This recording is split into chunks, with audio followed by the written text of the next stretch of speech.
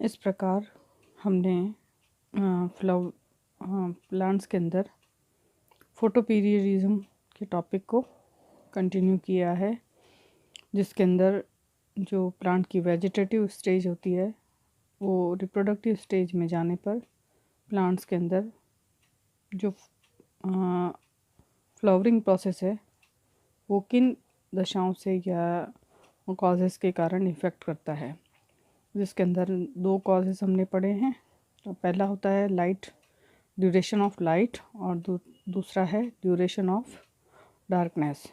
अब इसमें अंदर दोनों चीज़ें हैं कि ड्यूरेशन ऑफ लाइट ये कंटिन्यूस होनी चाहिए और ड्यूरेशन ऑफ डार्कनेस यानी कि जो अवधि है अंधकार काल की वो कंटिन्यूस होनी चाहिए। इसके अंदर जो जैसे प्लांट जो फोटो पीरियडिक प्लांट्स हैं उसके अंदर जो प्लांट की जो फोटो पीरियड में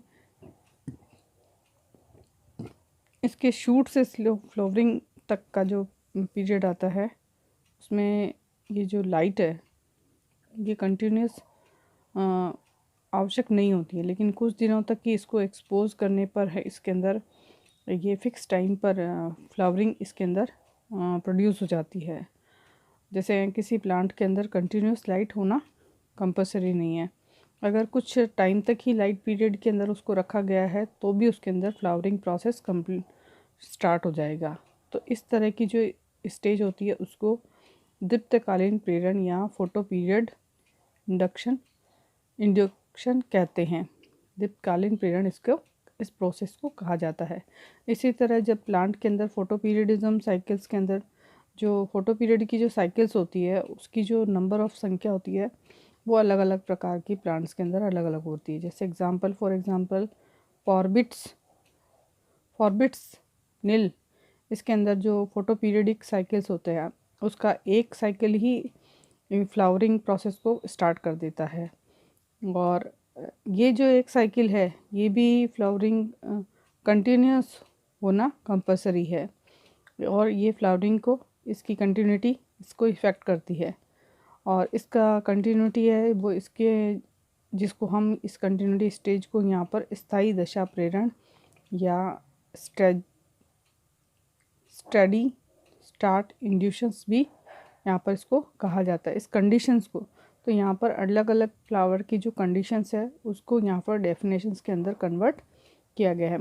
इसी तरह कभी कभी जो साइकिल्स है वो अलग अलग स्टेप में भी जो साइकिल्स होती है फोटो पीरियड की जो साइकिल है वो अलग अलग स्टेप्स में कंप्लीट होती है, और कंप्लीट होने के बाद भी जो फ्लावरिंग है वो अपने रेगुलर टाइम पर स्टार्ट हो जाती है। इस प्रकार की जो कंडीशन होती है उसको आंशिक प्रेरण या पार्शियल इंडक्शन कहा जाता है। इसी तरह जो यहाँ प्लांट के अंदर जो फ्लावरिंग प्रोसेस के अंदर लगभग 580 नैनोमीटर से लेकर 780 नैनोमीटर की वेवलेंथ की लाइट उसको इफ़ेक्ट करती है। जैसे शॉर्ट डे प्लांट है SDP पे अंदर ये कंटिन्यूस डार्कनेस इसके लिए नेसेसरी कंडीशंस है, जिसको अगर हम ब्रेक करते हैं या इसको तोड़ दें तो तोड़ने पर जो फ्लावरिंग है वो प्रोसेस रुक जाती है। इस प्रकार इसे प्रकाश भंग प्रतिक्रिया या लाइट ब्रेक रिएक्शन भी यहाँ पर कहा जाता है। ये कार्य है लीफ, ये जो फंक्शन होता है वो लीफ और बर्ड्स में कंप्लीट होता है। ये जो लाइट ब्रेक रिएक्शन होती है ये लीफ और बर्ड्स के अंदर कंप्लीट होती है।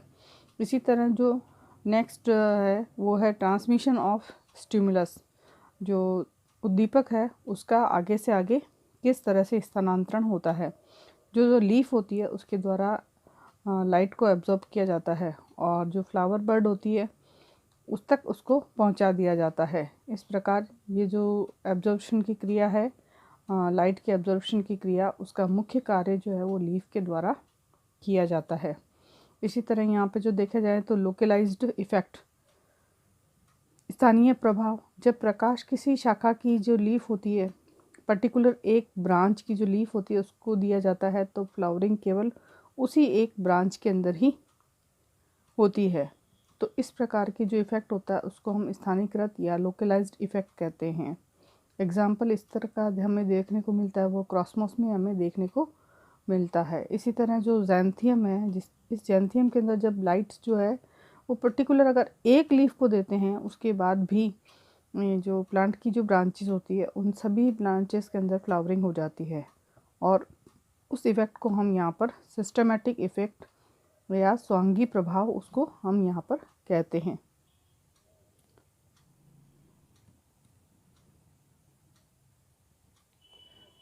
जैसा कि हमें यहाँ पर डायग्राम के अंदर दिखाया जा रहा है, इस तरह ये इफ़ेक्ट यहाँ पर इस तरह हमें शो होते हैं। इसी तरह इन प्रोसेस को यहाँ पर दिखाया गया। Normal plant photoperiod induction flowering take place. Leafless plant होगा तो फोटो पीरियड का जो इंडक्शन होगा वो प्रेरण होगा, जिसमें कोई प्रकार की फ्लावरिंग नहीं होगी। इसी तरह जो सिंगल लीव्स का प्लांट होता है तो जो लाइट का एब्जॉर्प्शन है केवल सिंगल लीफ के द्वारा ही किया जाएगा, तो फोटो पीरियड इंडक्शन हो जाएगा उसमें और फ्लावरिंग प्रोसेस स्टार्ट हो जाएगी। इस तरह ये प्रोसेस हमें यहाँ पर देखने को मिलती है। यहाँ पर हम देखें तो जो फोटो स्टिमुलेशन का जो प्रोसेस है वो ट्रांसमिशंस वो लीफ और बड के अंदर जो प्रेजेंट्स होता है उसके द्वारा स्टिमुलेट होता है। यानी कि जो स्टिमुलेशन का जो प्रोसेस होता है वो लीफ के द्वारा लाइट का स्टिमुलेशन होता है और जो केमिकल का निर्माण होता है वो बड के अंदर ट्रांसफ़र हो जाता है। और ये ट्रांसपोर्ट करवाने की जो प्रोसेस होती है वो फ्लोएम के द्वारा कंप्लीट होती है। और ये जो केमिकल होता है वो स्टिमुलस उद्दीपन जो होता है इसका स्टिमुलस इस केमिकल का नाम है फ्लोरिजिन, रासायनिक पदार्थ है, जिसके कारण इस रासायनिक पदार्थ को कैल्जियन ने 1936 के अंदर इसकी उपस्थिति को प्लांट्स के अंदर या फ्लावरिंग के दौरान इसको खोजा था, डिस्कवर किया था। और इस प्रोसेस को हम ग्राफ्टिंग के प्रोसेस के अंदर देख सकते हैं। जैसे जो शॉर्ट डे प्लांट्स होते हैं जैसे मैरीलैंड मैमथ है और लॉन्ग डे प्लांट है जैसे हैनबेन है, के बीच के अंदर जब ग्राफ्टिंग की जाती है तो दोनों के अंदर ही जो फ्लोरिजिंग है वो सेम नेचर का होता है। और ये जो फ्लावरिंग है वो प्रोसेस को कंप्लीट करता है और यही फ्लावरिंग प्रोसेस के लिए रिस्पॉन्सिबल होता है। और फ्लोरिजिन के अंदर जो जिब्रेलिन और एंथोसाइनिन जो है वो प्रेजेंट होता है। जो जिब्रेलिन होता है वो लॉन्ग डे प्लांट्स के में अंदर लाइट के कारण डेवलप होता है और ये स्टेम के फॉर्मेशन का काम करता है। इसी तरह जो एंथिसिस होता है ये शॉर्ट डे प्लांट्स के अंदर डार्कनेस के द्वारा फ्लावरिंग का फॉर्मेशन करता है और इसका कंपाउंड स्ट्रक्चर होता है। ये इसका एंथिसिस फ्लोरिजिन का कंपाउंड स्ट्रक्चर कॉम्प्लेक्स का फॉर्मेशन करता है। इस ग्राफ्टिंग प्रोसेस को हम इस तरह से यहाँ पर डायग्राम में समझ सकते हैं, जो कि हमने अभी यहाँ पर एग्जांपल देखा था कि जो ग्राफ्टिंग के द्वारा फ्लोरिजिन का इफ़ेक्ट शॉर्ट डे प्लांट में और लॉन्ग डे प्लांट के अंदर। अगर हम फोटोपीरियडिज्म की इम्पोर्टेंस देखें तो फोटोपीरियडिज्म की जो इम्पोर्टेंस है ये एनुअल और वार्षिक और बहुवार्षिक प्लांट्स के अंदर जो फ्लावरिंग प्रोसेस होती है उसको इंड्यूस करने का काम करता है। इसके अलावा ये जो ट्यूबर्स है, बल्ब्स है और राइजोम्स के अंदर जो है वो रिप्रोडक्शंस को इंक्रीज़ करता है।